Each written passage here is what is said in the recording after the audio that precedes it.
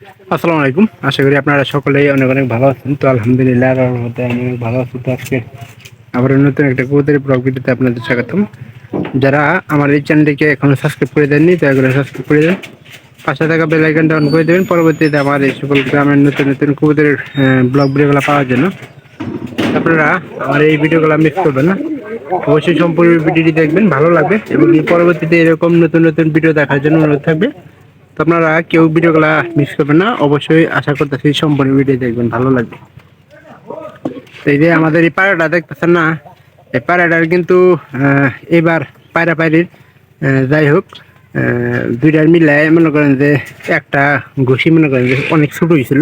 তো ওটা থেকে যদি বাচ্চা ফুললো নি তাও দেখা গেল নি যে বাচ্চাটা অনেক কিন্তু ছোট হইতো, মানে একবারে ছোট হইতো।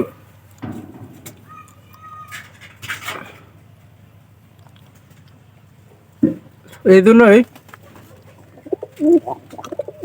আমরা ডিমটা মনে করেন বাইরে ফালাই দিয়া নষ্ট করে এক ফেলছি।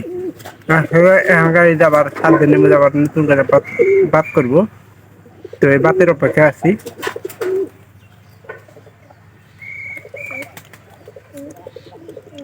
রাত নতুন করে বাদ করলি ওই যে একটা ছোট ডিম হয়েছিল, ওটা কিন্তু সম্পূর্ণ পরিপূর্ণ হয়ে যাবো। তো তার কারণে আমাদের এই কাজটা করা। তো এটার থেকে কিন্তু আমরা অনেক বাচ্চা ভালো পাই।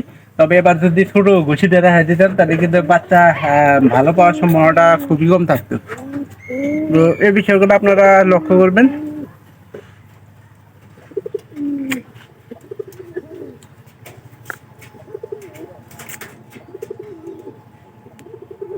আর এই যে কয়েকদিন ধরে তাকায় দেখতেছি যে কবুতর কিন্তু বেশি নামতাছে।